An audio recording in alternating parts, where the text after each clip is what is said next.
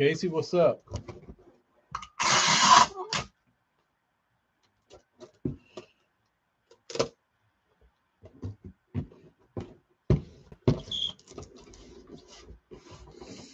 Hell, it's okay.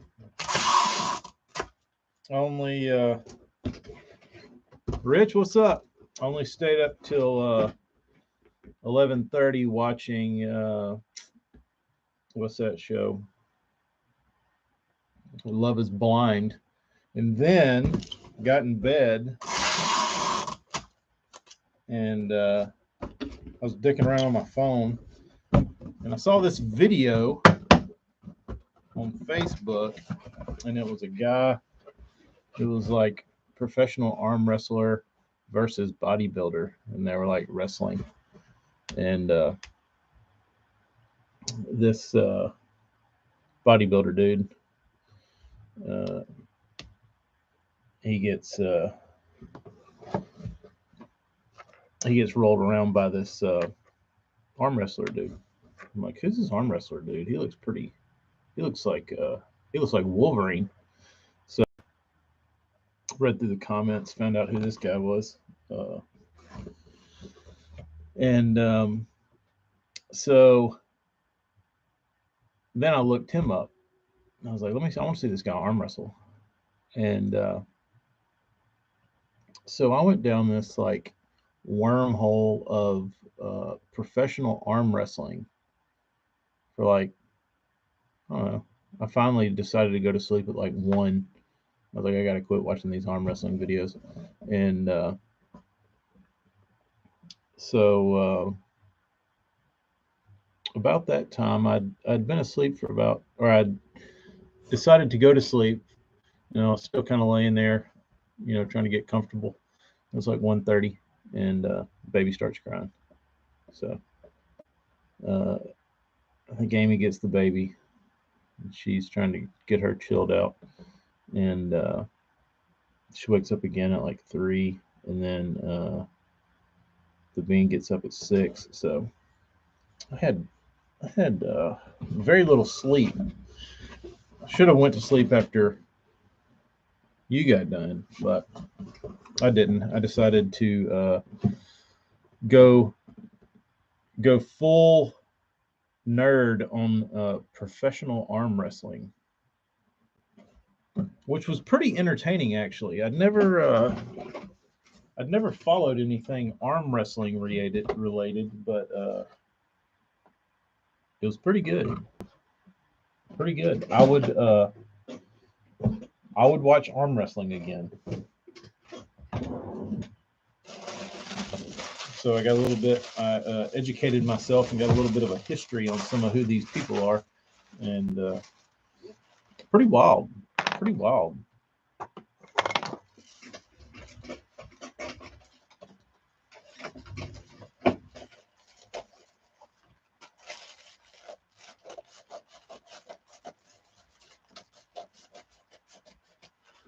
But in other news, Rich, she's been doing good. You hadn't, you can hardly even tell she's got anything wrong with her. She's running around like all is well. So hopefully that's behind her. She did get in trouble last night. So Amy was at the gym. She left after I got home from work and went to the gym, and I was home with both children, and the little mouse, she was crawling around getting into stuff. Beam was running around, and the little baby had crawled under one of our chairs, and she was making her way towards a electrical outlet. So I went over there and grabbed her, and I was like playing with her on the floor. And the bean was sitting on the couch. Actually, she was standing on the couch, and she was holding a pen. And she said, I want to color in my book. And I said, all right, go get your book and color. So I went down and got the baby, And from the time she said she wanted to go color, the like 20 seconds I was on the floor with the baby, I turned around and looked at the bean, and she was going. I said, I know you're not drawing on the couch. And she went and ran off. I said, no, no, no, no, no, no, no, no, no. So, had to deal with that. She's got a little. if you want to cut her to the quick, she has a little TV on the side of her bed that's got like a button, and these little fish like swim around, and it plays music and it lights up. So if she needs like a nightlight at night, she can hit that and it'll play music and like have a little light in her room. She calls it her TV. So after she drew on the couch, I was like, go to your room. So we went in there and I took the TV. Oh, did she not like that? Did she not like that? So hopefully the point was made. Oh. But today is shipping day. It's always an exciting time to be alive. We are going to get stuff shipped.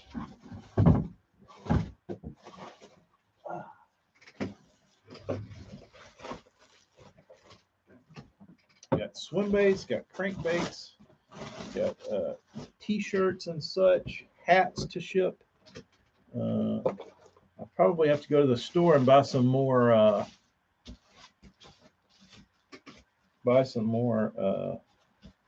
boxes, or not of boxes. But I've got. Tell me what you think of this thing. I've never painted this color. It's a first.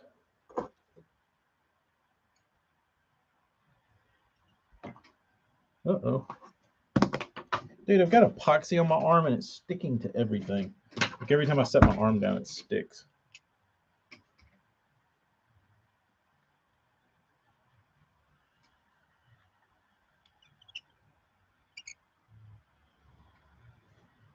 I'm not a huge fan of this Roman-made color, but it's what the gentleman wanted, so it's what he got.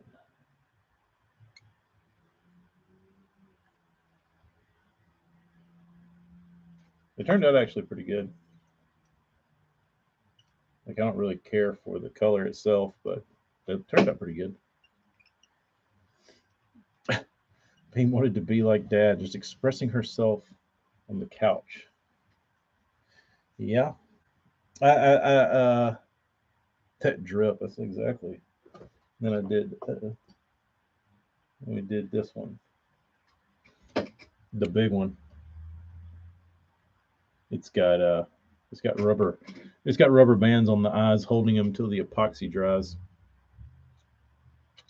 But that's the.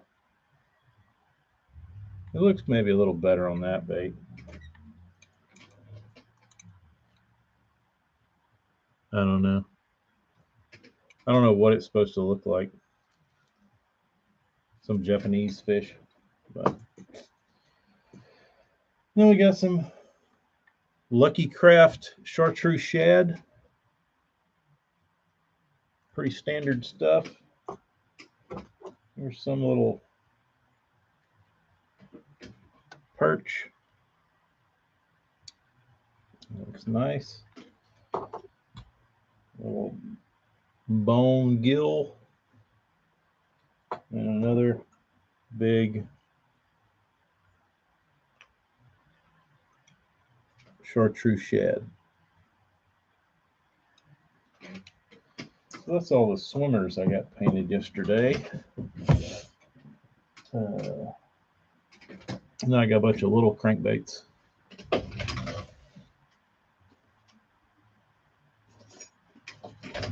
I was right. The dude did in fact want the he did in fact want AJ. I haven't gotten will you sponsor me messages in I feel like years. Happy Friday, Nate and the crew. I don't Juice Newton, what's up? I don't know what's up with the sponsor me messages. I don't get those anymore. You got 4 this week. I kind of miss getting them. Not that I responded to them or like. And the thing about it is, for those of you who are out there looking for sponsorship, I would not. I'm not completely opposed to that, but you have to work or at least provide something. Like there has to be proof that you're like trying. You know what I mean? Even if it's like a kid that uh has 50 followers on YouTube. Like if you can watch some of his videos and tell that he's like putting forth an effort to like try, I'm okay with that. You know what I mean? Like it's not like I know that I'm not gonna like send the kid baits or whatever. Um, but I'm not gonna get some sort of like mass flooding of business from it. But just to like, kind of help the kid learn the ropes of how things like that work. Um, and it would, it would probably like be exciting for the kid to like get some baits or whatever. But like, I've always gotten just like brats message me like, "Hey, lure guy, send me some shit." And it's like, dude, you're like 12. Like, do you talk to people like that? You know what I mean? Like, is that how you talk to people? You want to give you something? Um, so yeah. Um, the other funny thing, AJ, about the young sponsor kids is they like to typically tell you how broke they are until you look at their Instagram and you realize that they have every Guggen bait ever made, and they're going through like 5 packs of whatever Guggen's crawls are. The one that's like a rage bug or whatever.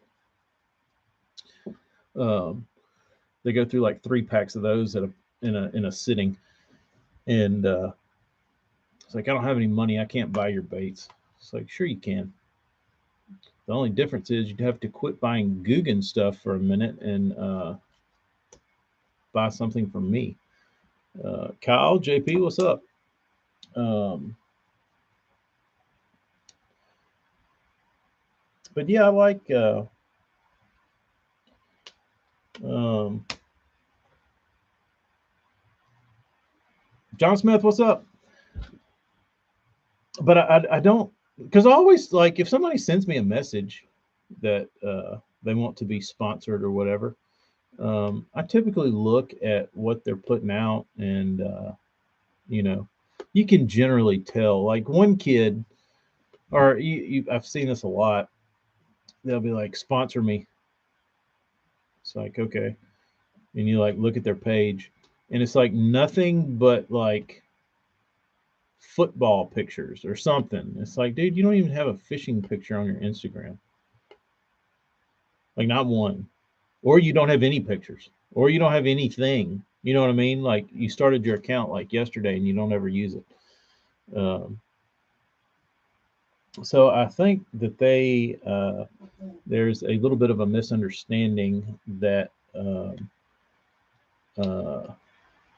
that you actually have to provide something in the world of promotions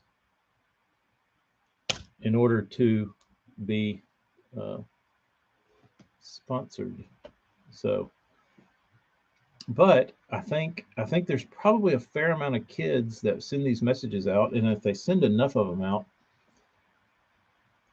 they probably get some biters. You know what I mean? Like there's probably guys out there that will send stuff to anybody, um, just because they're doing it like small scale, like they got extra stuff laying around. They're like, oh, I'll send this kid some stuff. I mean, I obviously don't have extra stuff laying around to be giving away.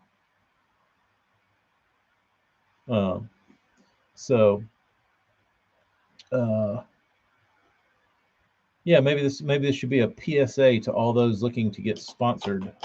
Uh, should at least provide a little bit of insight how the it's not even that. I think it's honesty.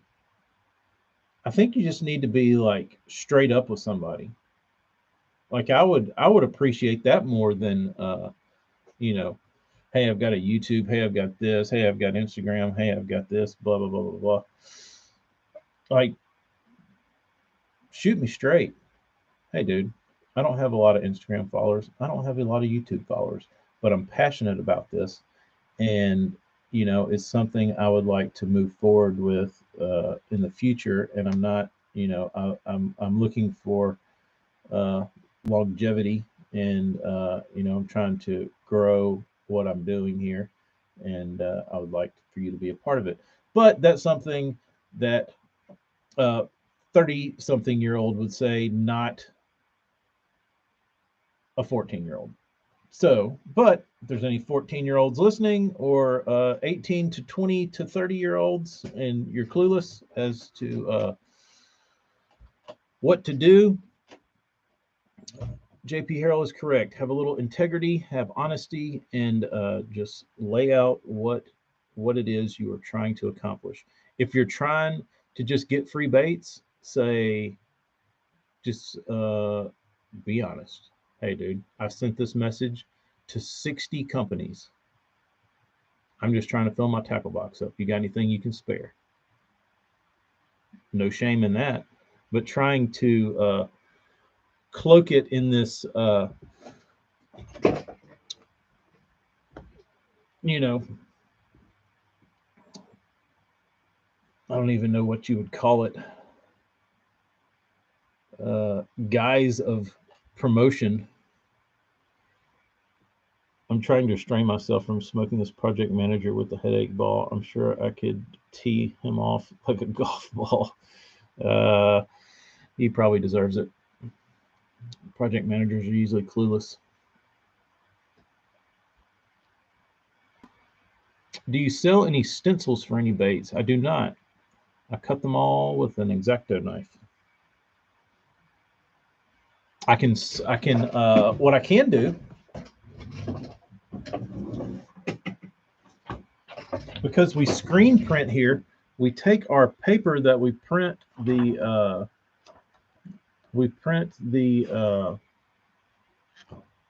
designs on, and when we get done with the paper, I usually take all the trimmings and I cut my stencils out of this, and it's really good for stencils. They hold up real well.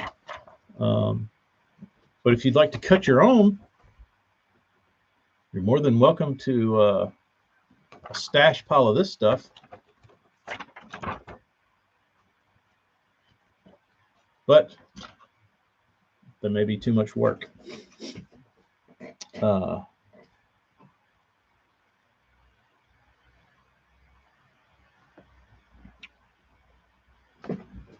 Oh, but AJ, you were I got hammered. So the guy wanted this color crankbait, and he sent me the little micro cranks. I talked to him yesterday, and he said, "Yeah, I want half of them to be crawls." I was like, "Son of a bitch." So This is as good as I could get for a little micro crawl. Doesn't really, I mean, I guess it's close enough, but whatever. Whatever.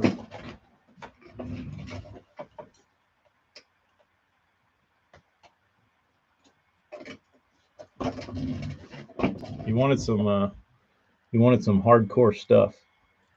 He wanted black, white, and gold. I've been cutting my own out of paper, and they only work for a bait or two.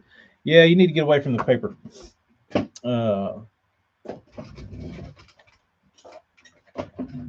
I've heard people recommend using milk cartons. I don't particularly advise that because they're hard to cut, for one. And B, they have really sharp edges, so you have to sand them smooth. Excuse me. Got the allergies again. So,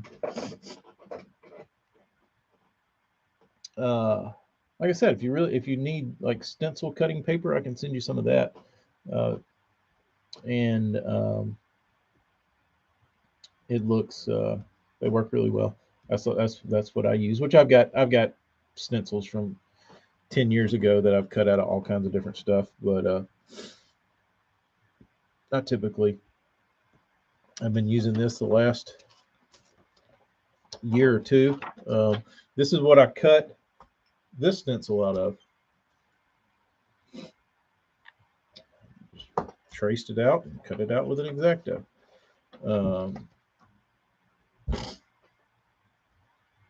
Some guys use a fine line to get a lot of detail on the crawl and frog patterns. There is apparently how the TO crawl color was made. Yeah, John, those are really cool. I'm a big fan of those ones where it's just nothing but little micro dots. I would Lanning, thank you. Could you use the cards the crankbaits are sold in? Juice, it's a little thick. I wouldn't advise against it either. You could, but you might could actually. I never tried it. Let's see, but you might could cut the stencil and then tape it back or glue it back together like this, and then slide the bait in there, and it would kind of form fit to it. Let's see.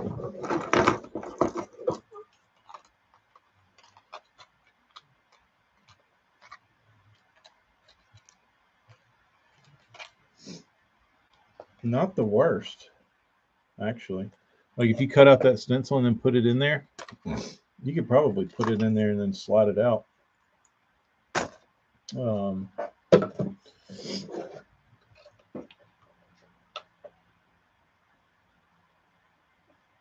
Obviously, everyone knows at this point that you use a saltine for the micro dots. Yes, I did. I did put out the trade secret on Facebook that if you want the micro dots on my crawl, I do in fact use a saltine cracker. The trade secret is out. The trade secret is out, unfortunately. Thank you for reminding me, Morgan. All right, I got to start wrapping up baits.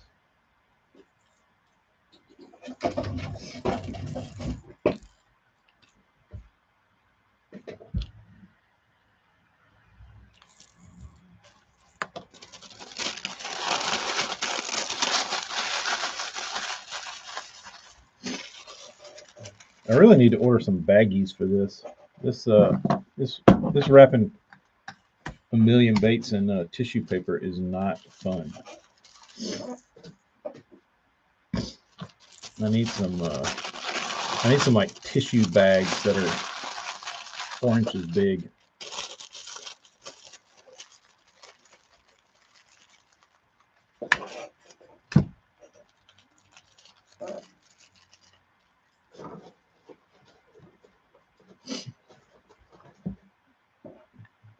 That may not be all true, Jason. Don't go try it.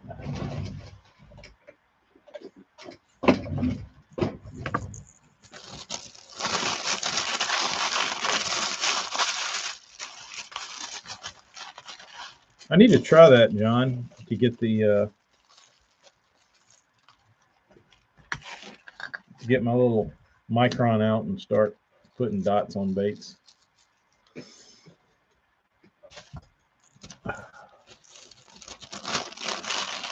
Really just need some of those melting mailboxes since 2010 shirts. Melting. I was thinking about that, Morgan. And I was thinking about it, and I was like, do I put like a swimbait and crankbait missile like flying at the flying at the mailbox, or do I just have the mailbox cracked with the bait sticking out and then flames coming off the mailbox?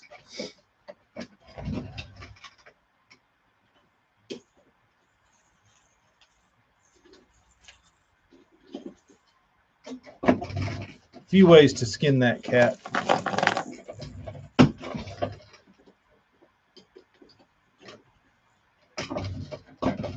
That one would be easy enough to describe to somebody that didn't have a background in fishing. The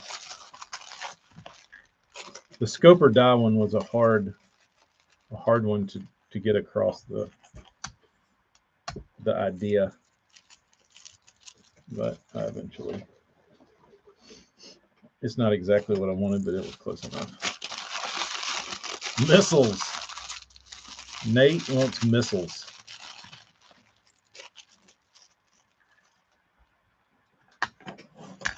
Oh no, I have tape again. Yeah, we're talking about a new t-shirt design. Nasty Nate. Well, I have Scotch tape. The flaming mailbox.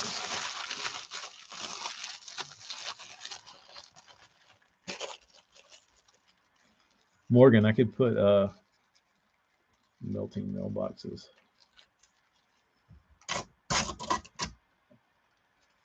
In true Tacklecraft fashion, I could do cooking mailboxes. With a K, of course.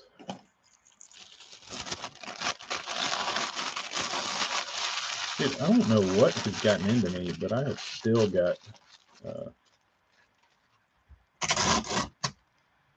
sickness going on. Maybe it's just that time of year.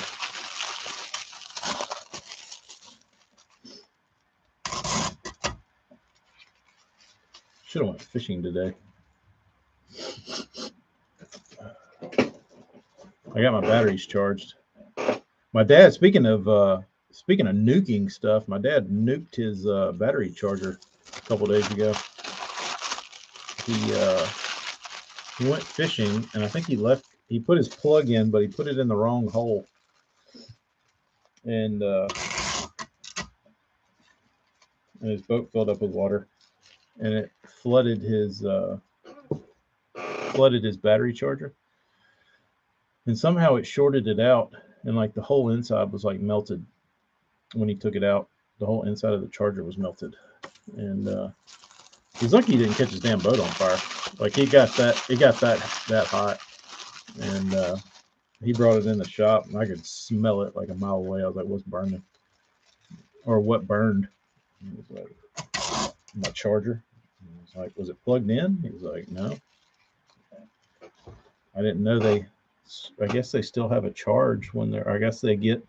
I don't know. I would think there would be some sort of blocker, electrical blocker that would allow the juice from the battery to not come back into the charger. But he said he thinks it happened when the water got in there. So who knows? Morgan, he did. He built it from a stack of wood.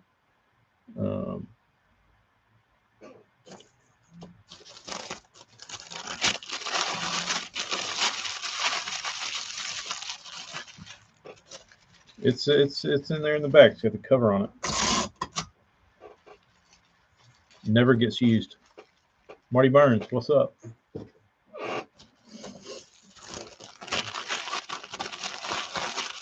Never gets used. He actually built another one that there's not a video of. That's like a little, it's like a little skiff. It's like 14 feet long, and it's got a 15 on it. Tiller, pretty sweet boat. But so there's two handmade boats in the back.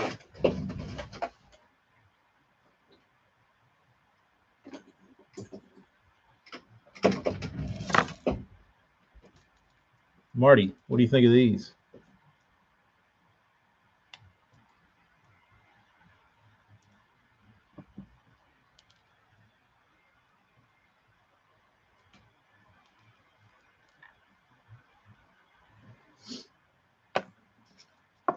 Matte finish. Thought that was a nice touch.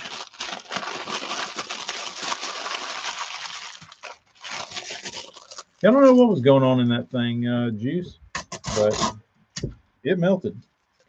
So I was trying to think of a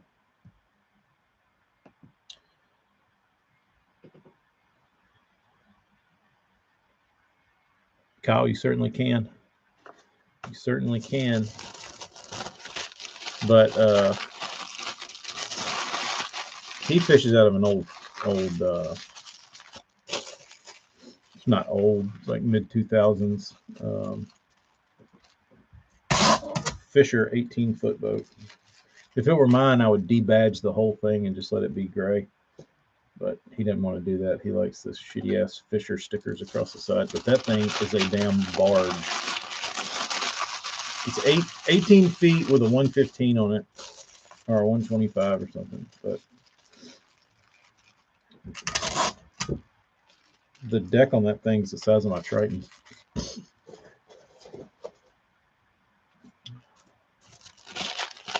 Morgan, they are. They are.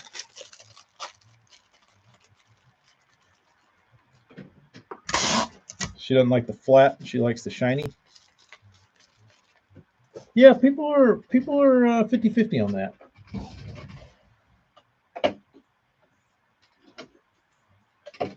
People are on the fence on the matte coat versus the gloss.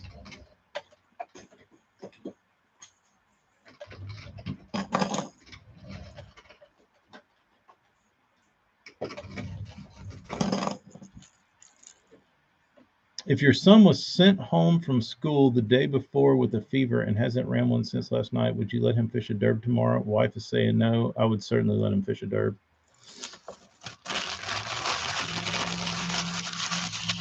Depends on how cold it is, though.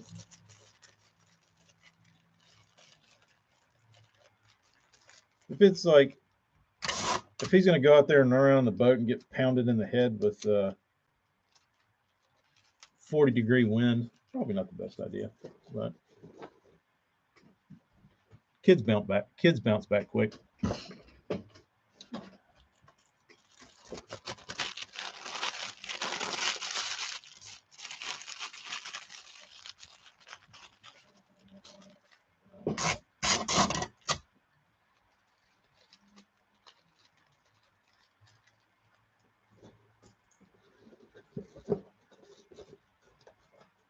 Kids are resilient. Go fish. That's right.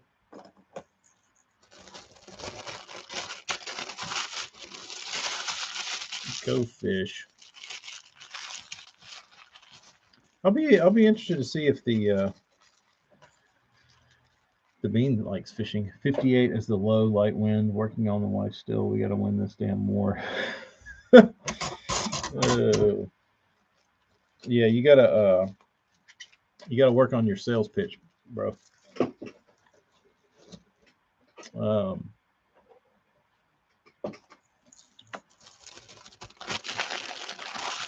you know, life is about experiences, and they're only young for a while, and any quality time like that you can spend with them, getting them out of the house, having fun, being out in the outdoors. You don't have many of those opportunities, so take them while you can. Is she listening?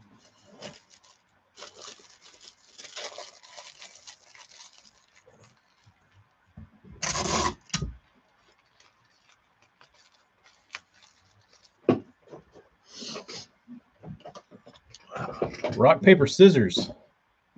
Eee, I don't like my odds.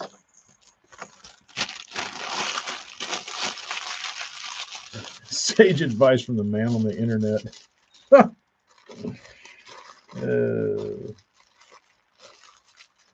Who is that guy talking? Unsubscribe from him. I don't like him.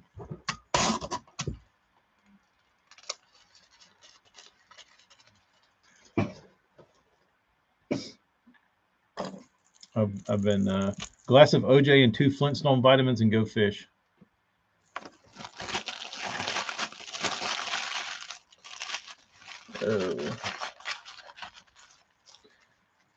Nate, that was the card you pull out of desperation, where you need to pull on emotional heartstrings. It can be frowned upon, but if you need to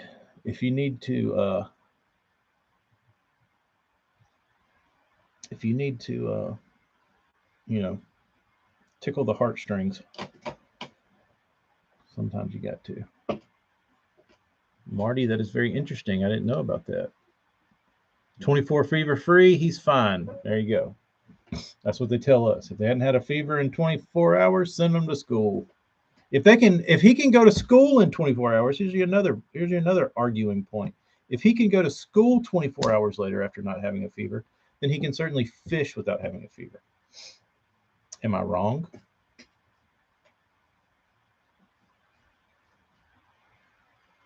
If it's, I mean, I think that's your argument, Tyler.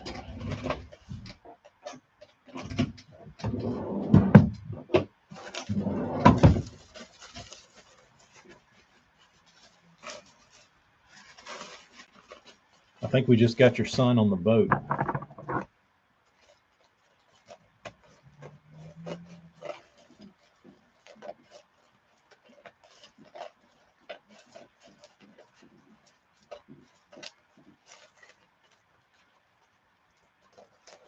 And what's wrong with a little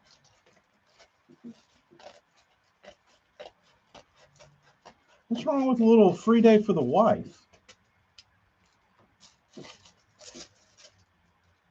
Kids out of her hair, you're out of her hair. She can go do whatever she wants to do. She gets a free day.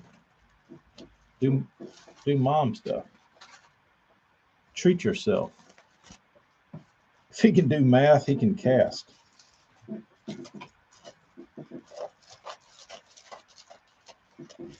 That's right. Fresh air is good for you. See?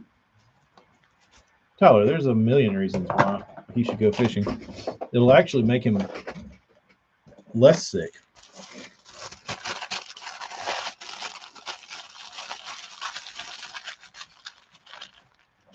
Put the wife on the stream. Get her on here.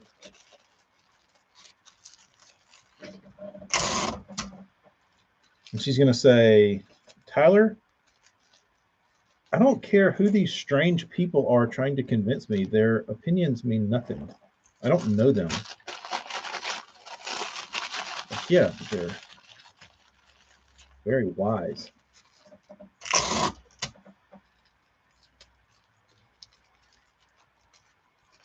Know anyone that can do those cranks I sent you? Corey, did you send me the two the two tap looking baits. I was trying to figure out the pictures you sent probably wouldn't look the best because the paint job on the Magic Swimmers, it works because it's got scales carved into the bait, so you can't see what's really going on. But if you painted that same style on a flat bait where you could see what was going on, it wouldn't look as clean. So I was trying to go back and find a picture of a herring type paint job I've done on a because I did some Rapalas not too long ago that were in a blueback color, and they turned out real good, but it wouldn't look the same. Let's just say that. It would be the same colors, but it wouldn't look like the Magic Swimmer does, which is the problem with painting scales versus flat baits. It can be good and it can be bad. You can do a lot of hiding with scaled baits compared to a flat bait, but you can't. It eats a lot of detail up, which is good and bad. It depends on what you're going for. So, which is part of what makes my job difficult is I have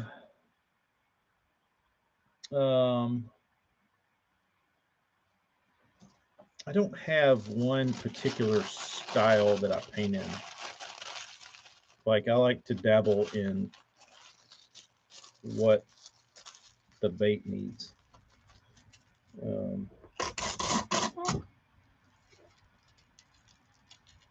So, and I've just got different paint styles that I like for certain baits. So it makes things confusing when you're trying to pick. Later, Rich. Hope the wife's doing well.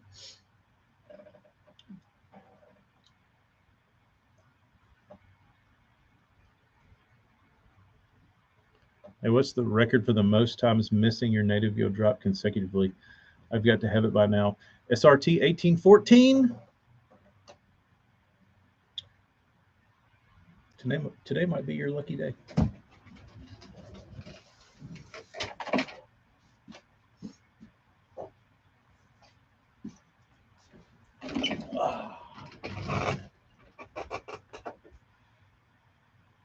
You want one of these? Actually, not one of these. Do you want this one? I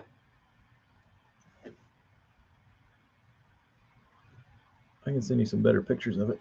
But I had a guy. I was in a generous mood, and he said, "Man,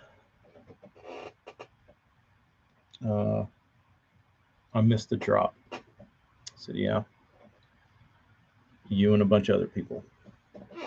He said, "I've been talking to him for a while. Done some business with him before." And I said, "Listen, I'm gonna go in there and I'll build you a bait. I gotta paint some bluegill stuff.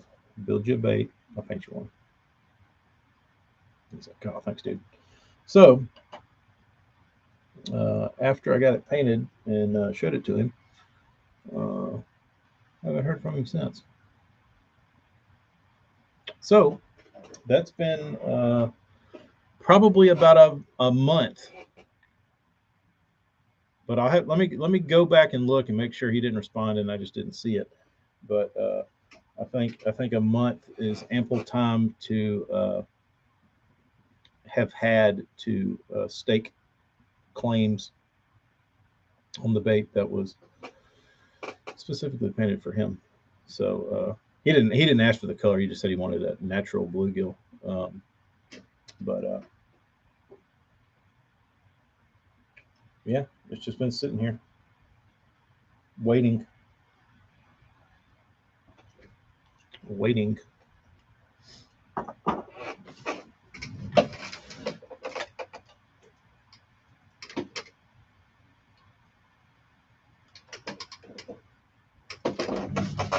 So I'll let you know. Send me a message so I don't forget. Um, how should I prepare my fresh northern pike caught yesterday for lunch? Hella, did you eat Taco Bell last night?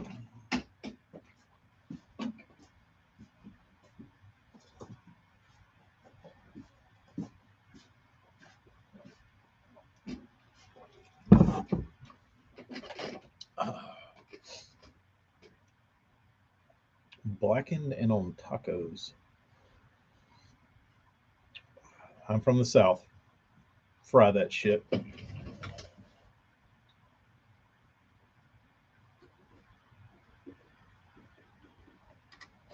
Get the house smelling like grease. Get the wife complaining. And enjoy some succulent fried pike. That's a lot of work for a lunch, though. But it would probably taste the best. Make fish tacos. There you go. How is it cleaned? Is it filleted? I guess, can you even fillet a pike, or do you have like strips?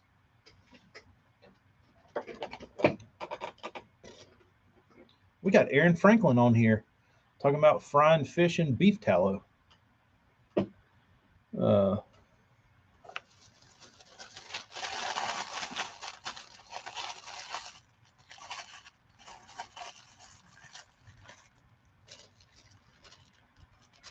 the mess is awful. That's why.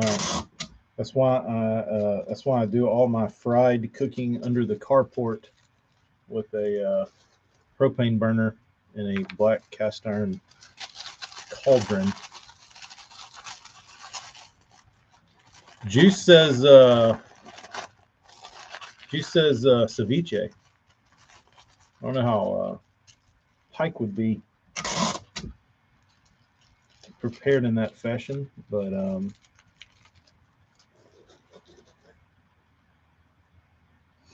when you make it big, I'm going to hire AJ to cook and bake for me. That would be great. He would. He's probably a lot of fun on these fishing expeditions he's always going on. He's probably good to have around the camp house.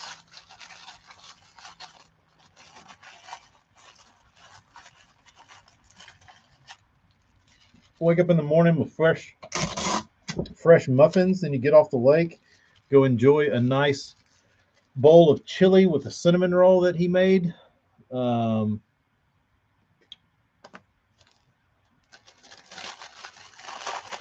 AJ, when are you opening your guide service?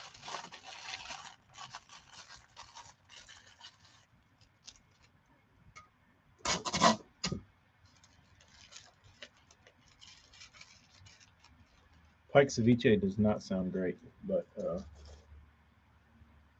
I won't knock anything until I've tried it.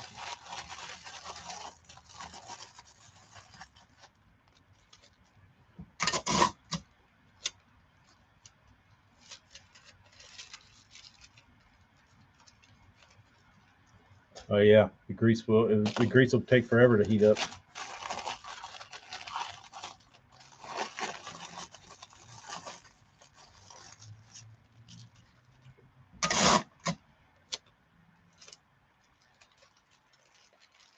Hella. Pike is the yellowfin of Minnesota. Just tell yourself that and ceviche it up.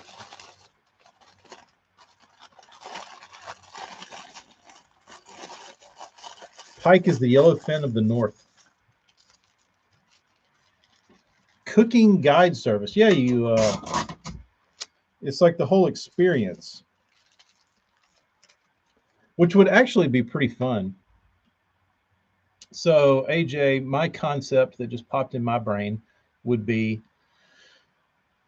guests show up on a Friday or whatever day. Say it's for a long weekend. They show up on maybe a Thursday evening, and they get settled in, and then they start their afternoon bait painting class. And you show them how to paint some baits. You paint some baits that would potentially work for them the next day. Show them how it's done. Maybe let them put a dot or two on it or something, and then treat them to a nice meal that you have prepared. Then you get up and get all their baits together that you painted for them, that you're charging them for, of course. And then have breakfast and go out with their freshly painted baits, and everybody has a good time. Catch your whatever fish you're fishing for, and then do your shore lunch and all that kind of stuff, and go back and do it another couple days. Maybe paint a different bait the next night if they think there's something else they would like to have, and then yeah, collect your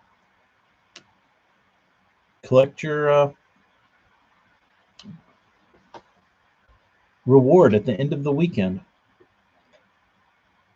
One of my fondest memories, Hellabass says, is having a shore lunch on a guide trip on West Point where the guide provided smoked Cornish game hens and the muffins for dessert and shore lunch.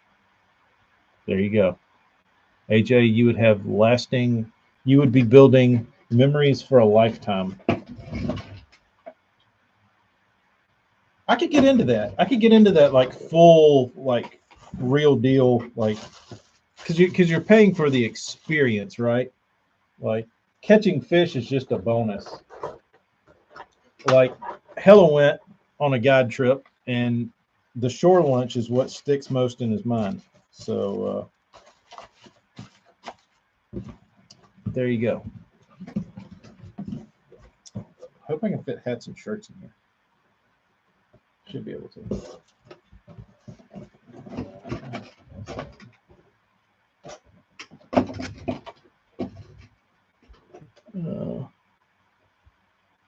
Oh, that was from AJ's, not your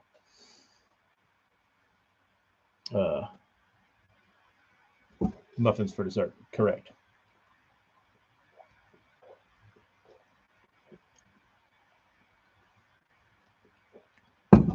AJ, if you need guinea pigs, let us know. Let us know, and we will come guinea pig for you. And we can work on your pitch and your your guide lingo. Because you got to have all your cheesy ass dad jokes and all your like your shtick. Because most guides typically have their like same jokes and their same like stories they tell. So you got to get all that locked up. Let's rent a house on Big Stone and have me come up. I would love that. Where's Big Stone? Is there an airport nearby, or can I drive there?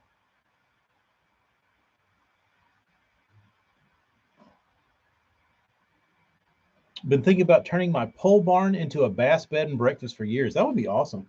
That's what I was like. I was telling Amy, I was like, I really enjoy cooking, and I enjoy cooking for people.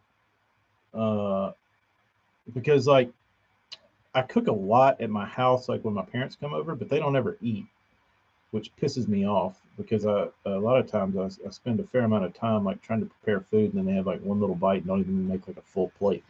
So I enjoy cooking for people who like to eat. But it's really a shame that down here that the bass fishing isn't better, because if the bass fishing was good, you could have like like grilled oysters, fried shrimp, like boiled shrimp. You could do all the like boils and fried seafood and stuff, like before you go out, and it would be a blast to like the hospitality side of it. I'm sure it would get tiresome, but if you just did it like you know a handful of times a year, you offered like a package like that, I think it'd be really fun. But I don't know that anybody would pay to bass fish down here. Um, Late June is good for me. I hardly have anything going on in June. I don't think I don't think we have any birthdays in June. Like June's great. Uh, I could fly to Minneapolis. There you go. Or Omaha. That'd be a blast, dude. That really would be fun. I need to see how far of a drive it is because I would like to bring my own poles. I feel weird using other people's stuff. I don't know why it is, but it's the same thing with boats. Like if I plan a fishing trip somewhere, like I want it to be in my boat, and I want to have my tackle, um, because I feel like all the memories I have in my boat, like I want them associated with like this wouldn't matter. But if I'm like I want to go fish Gunnersville, like I don't want to go up there and like borrow somebody's boat. It wouldn't be as an enjoyable experience as it would if I was fishing in my boat with my stuff. Um, but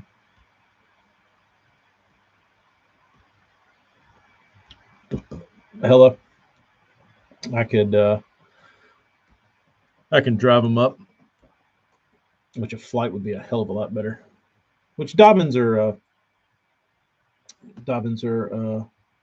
probably similar in feel, so I wouldn't be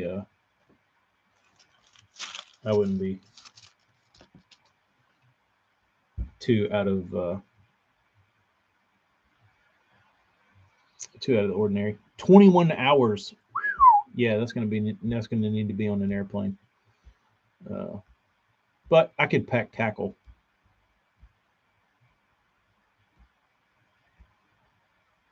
21 hours is brutal. Definitely need to fly.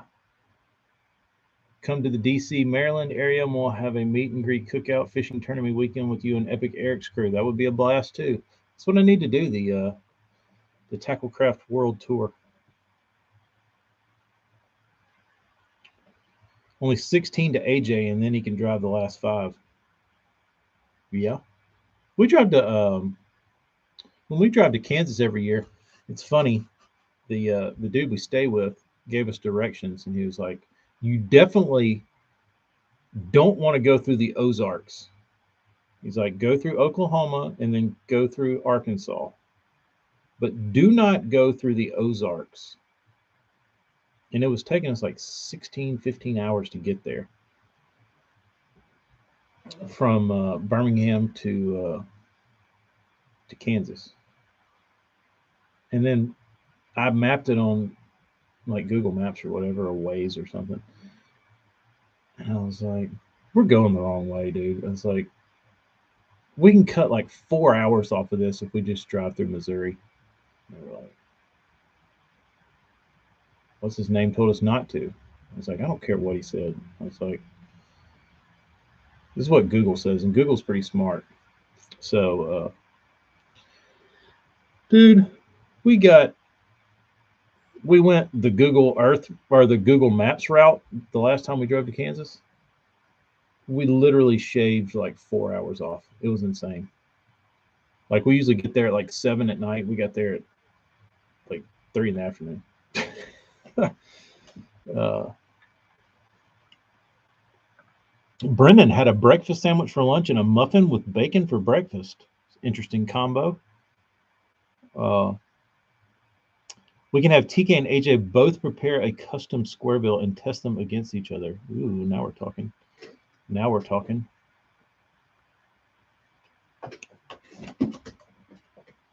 Why would I be driving to Kansas, Juice Newton? Deer hunting.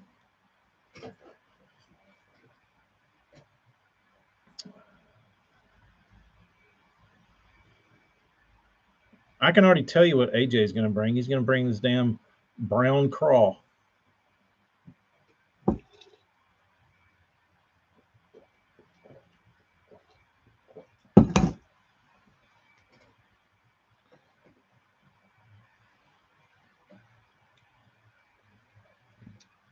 I'm guessing. I don't know. Something crawfishy. That would be fun though. Nose ditching. I got the oh, why avoid the Ozarks? Oh, I don't know. Something about the hills and the traffic, and it's just slower. He says it was slower to drive through the Ozarks because you go through these little towns and it's like up hills and down hills, and he said it was just slower, that you can stay on the interstate all the way through Oklahoma and then shoot up, and it's quicker. Um, that's a good trade, AJ. AJ will bring a rock crawler. I can bring a wart. Is that lake conducive to rock crawler and warting, or is it grass? Towing through the Ozarks isn't much of a treat. No, uh, small roads with lots of curves. Yeah, but it's faster. It is faster. In Arkansas, the roads are always dicked up, like the interstate's always dicked up. So, I mean, there's always like one lane down. Uh,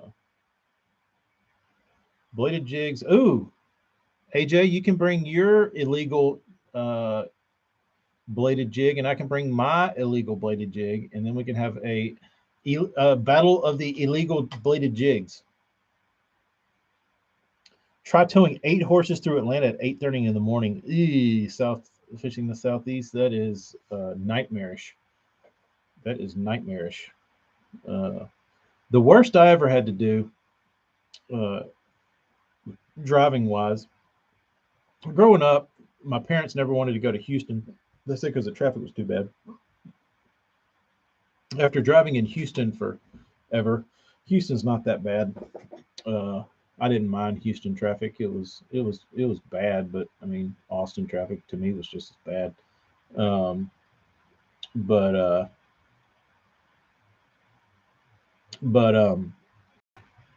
when I was working, when I was in the construction world, we had a job down at the beach, and I don't know if any of you have ever been to Gulf Shores or any beach community during the summer, but my dad, he said, "Hey, I need you to take the Hino dump truck down to the beach and pick up some stuff from that job." I was like, "All right." So, like, I grew up knowing how to drive a stick. Like, I always drove like automatic stuff, but I'd been in enough manual transmission vehicles that I could get around in one. But I wasn't like I didn't drive one every day, so I wasn't a fan of driving a manual in traffic. Um, so I hopped in the dump truck and I looked down, and it's a stick, and it's July, and there's no AC. I said, "This is going to be interesting." So I said, "I really don't want to drive this thing down here." It's like you know, I'm not the greatest at driving a stick, especially a dump truck. Like, this is some old car I could probably get by, but the thing drives like shit anyway. So my dad gets in the passenger seat. He says, "Take me down the road." So I hop in, driving down the road, driving back. He said, "Guess what?" I said, "What?" He said, "You passed the driving test." And I go to the fucking beach. And I was like, shit. So I hop in there, and I'm cruising, and it's good. Like, getting down there is fine. And I start heading back, and I get like right outside of Gulf Shores, and it is bumper to bumper for like hours. And this is before, like, this is when people had like Blackberries. Like, I had a Blackberry phone. I didn't have like a smartphone. I was on that Blackberry Messenger, uh, BBM. So I'm sitting there sweating my ass off with the windows rolled down in traffic, and I'm like getting all the air off of all the heat off the other cars and the asphalt and July beach heat and humidity. I was like, dude, I gotta move. Like, I cannot sit here and cook. Like, I've got to move. And I didn't know where I was going, but I knew I didn't need to be sitting on traffic pointing this direction. So I just like turned and just started like driving back roads and just kind of used my internal map to like snake around through the back roads of Baldwin County in Alabama. And I eventually popped out somewhere that I recognized, and I was like, oh, I think I know where I'm going now. And that was the only way I survived, was actually just driving around aimlessly so I could like get air circulating in that damn dump truck. But that was usually like in normal traffic, like an hour and a half. That was like a 3.5 hour trip to the beach that day. It was miserable. Um, Spring break from Gulf Shores to Destin. That's pretty brutal. Um, I'm in Northern Virginia, D.C. area, so even going to church is a pain. No thanks. That was the best part about leaving Austin, leaving that 35 traffic. But all right, let me. I have to message some of these gentlemen, and I need my phone to message them and tell them that their baits are ready to go live with them, not me anymore. Suck it, IG. Uh, unfortunately, that's where most people message me. Um, Going to an old car show and then fishing in a bit. Fishing the Southeast. If I gave you one golden ticket to have any old car of your choosing, cost would not be, it's a blank check. I'm just generous. I won the lotto, bought my ticket in California. I won $1 billion, and I'm feeling generous, and I want Brennan to have an old classic car. Here's your golden ticket. What classic car are you buying? Or anybody for that matter. Since I'm a billionaire, everybody gets a free pass. Everybody gets a golden ticket for a free car. It has to be a classic. What's it going to be?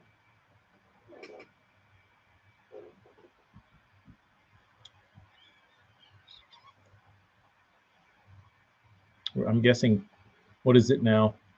Pre-19, what's it got to be a classic car? Hell, I think my 95 Silverado is a classic now.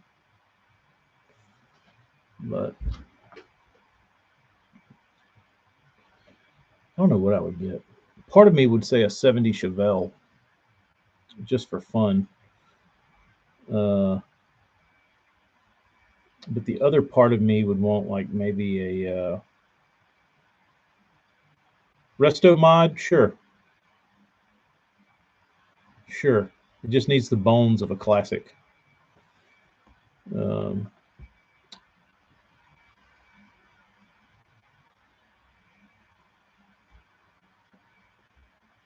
69 Chevy Suburban. That'd be pretty sweet. See, part of me was thinking like an old Land Cruiser, or an old like a 70, 72 Scout.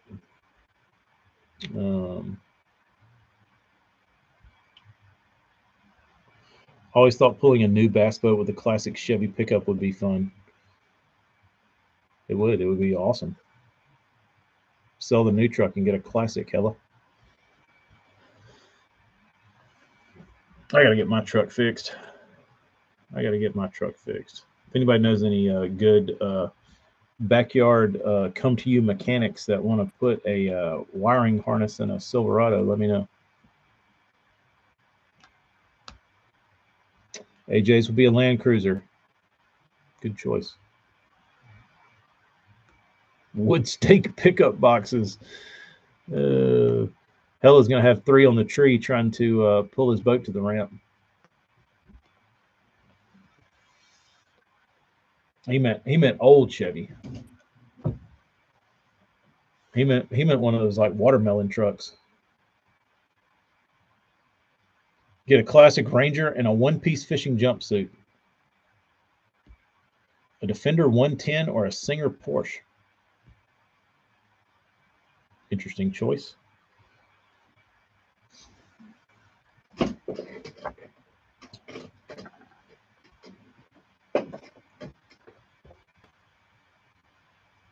Trying to think. There's got to be something else that I've seen. I'd like to have a K5, but I wouldn't blow my golden ticket on a K5. And you can get those pretty regular. I would like to have a like if I were a billionaire, I would probably have one of each Silverado that I like from each generation. Some of them wouldn't care for. I know the like 80s square body Silverados are popular right now, but I would probably start from like the 95 and then get a 2000, then get a 2005 Cat Eye. Then I've got the model then I'd probably stop after that. So it'd only be 2 trucks that I would add to the collection, but I would want a really, really nice, like perfect Cat Eye 2500. If I sell my truck, that's probably what I'll buy.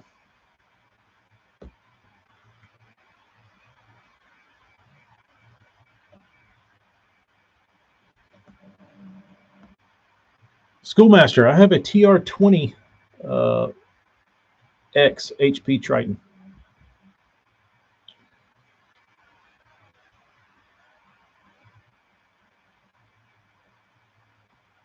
It needs to be wet sanded and polished and buffed and waxed. It has been sitting outside uncovered for way too long. If I win the lottery, the first thing I'd do is put all my cross stencil SVGs up for sale. And you would tell the fishing world, all right, Hella, have fun. Enjoy your tacos. And you would tell the fishing world to suck it, AJ? Would you retire from fishing?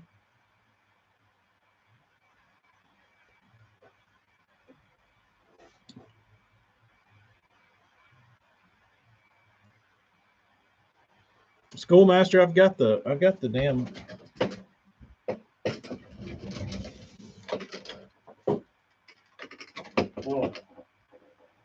polisher.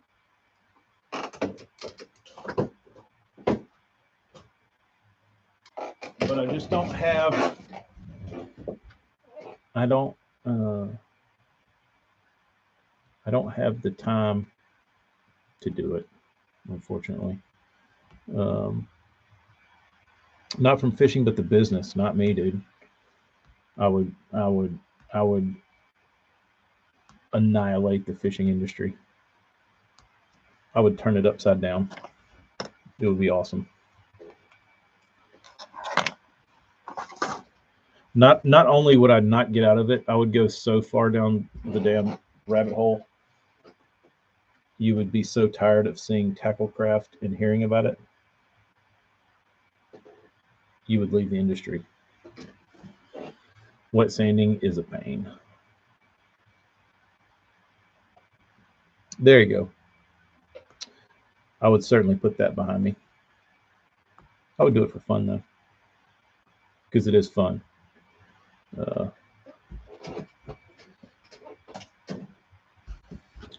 But anyway, all right, I'm gonna go. Lakes are about to freeze. Good opportunity. Unfortunately, that doesn't happen here, so I don't really. It's always a good opportunity down here to fish and not work. So, Kyle, uh, I wouldn't, I wouldn't want, shitty Strike King or Berkeley or Rapala either. I would just want to try and make them irrelevant. I would want to bring to the attention of the fishing population how lame they really are. Mainly just Berkeley and Strike King.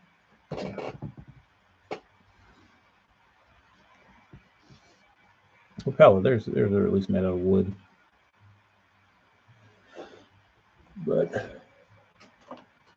I don't know. Strike King's better than Berkeley, I feel like. Strike King at least has pretty decent shit. It just looks terrible.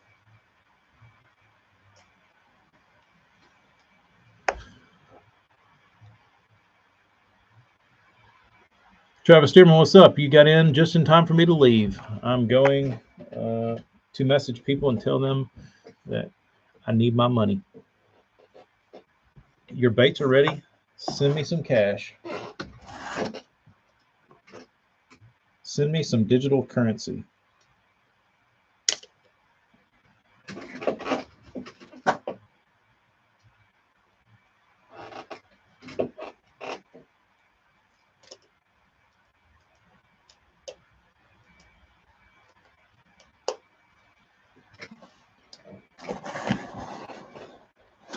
Let's all say our least favorite Berkeley bait on 3. Least favorite Berkeley bait. I don't even own any. Berkeley. Least favorite? Okay, I got it. My least favorite Berkeley bait is the saber tail creature bait that they made, because I saw an underwater video of it, and it was probably just Bo. That is a great idea.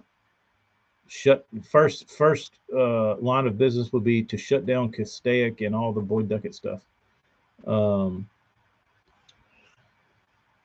I saw a video back in the day of the saber tail creature bait by Berkeley, and it was really awesome looking. And I looked at it in the water and I was like, dude, this thing is gonna smash. I never got a bite on it, and I bought like 6 packs of them, thinking, like, knowing how good they were gonna be.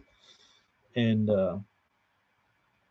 I'm sure people caught them on it, but it was such a letdown. Pit Boss, yeah, they're pretty shitty. They fall apart. I just had the Havoc ones. AJ's is the Crazy Legs Chicker Crawl. Kyle's is the Pit Boss.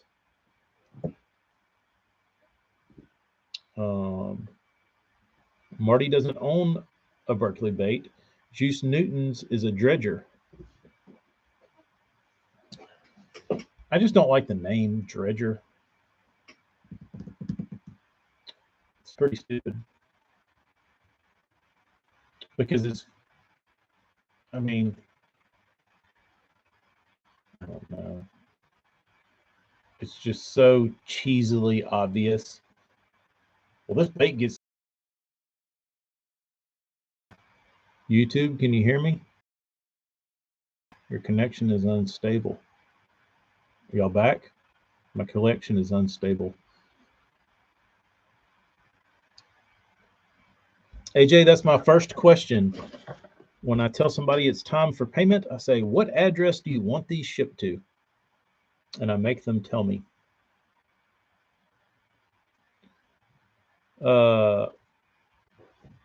Travis Stearman said his favorite is the Pit Boss and the Crazy Leg Chicker Crawl.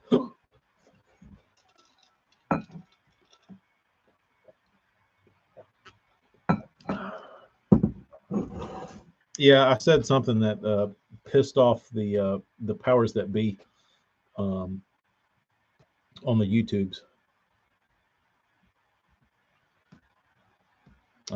There was some sort of something I said that they didn't like. Pit Boss caught JW Fishing's biggest non-swimbait fish. Oh yeah, I did start talking bad about Berkeley and Duckett, and then my connection got shitty.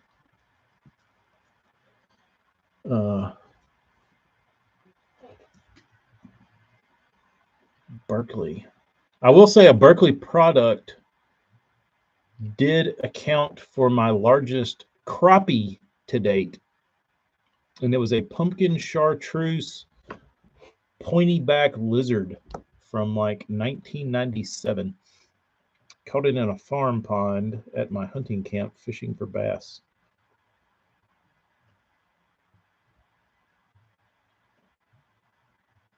I don't think I have a picture of it in here, but it was large. 3+.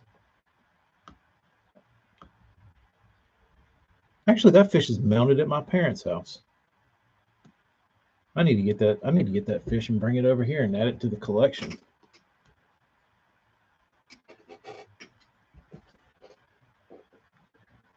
The blue fleck power worm. Yeah, I could get behind the power worm. I would not be ashamed to use a power worm.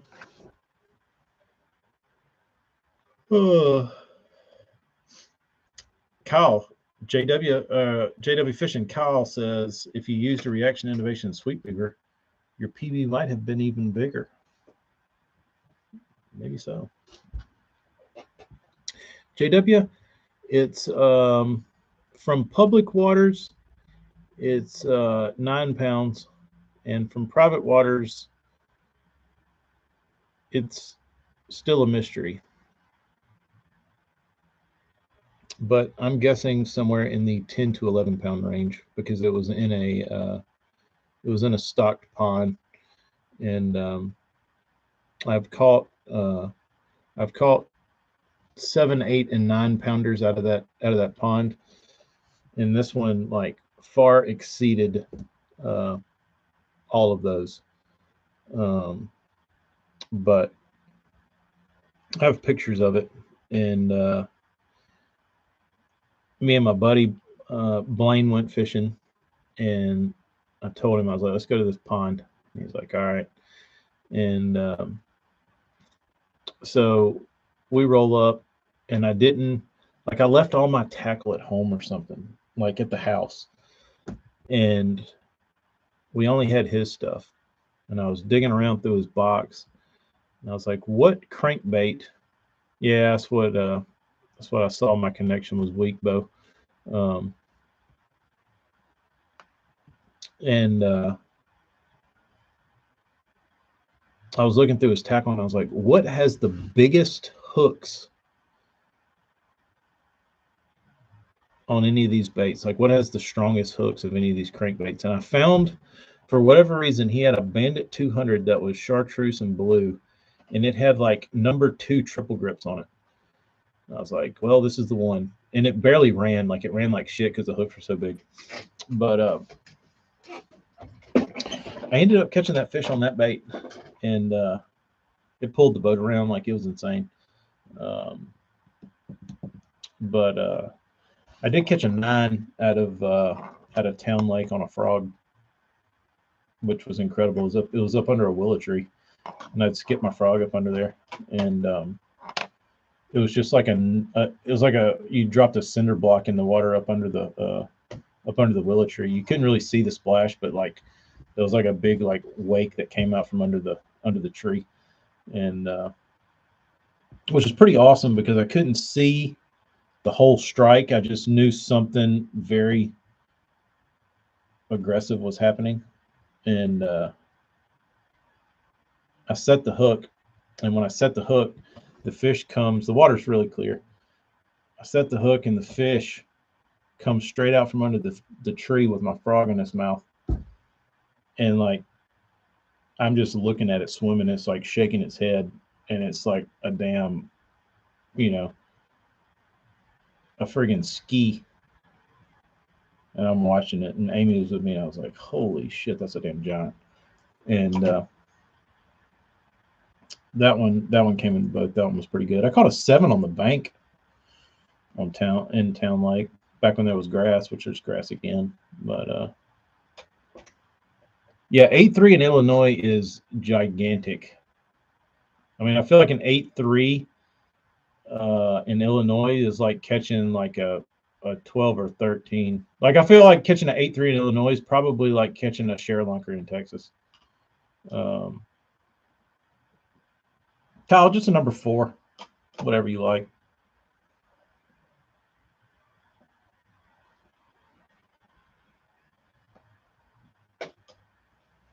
Whatever you like. All right, guys. Back to 7.2 smallmouth off of a dock. That's pretty damn gigantic smallmouth off a dock. That is a pretty damn gigantic smallmouth.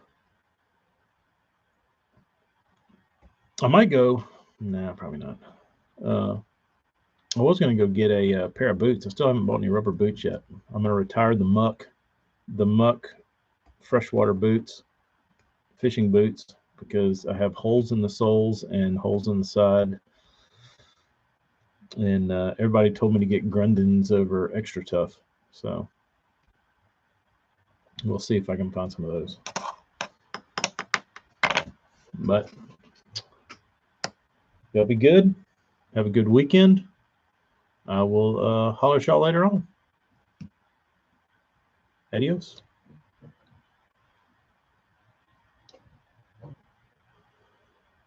All right, YouTube. Sorry about the glitching. We'll see y'all. I noticed the viewership fell down. Later.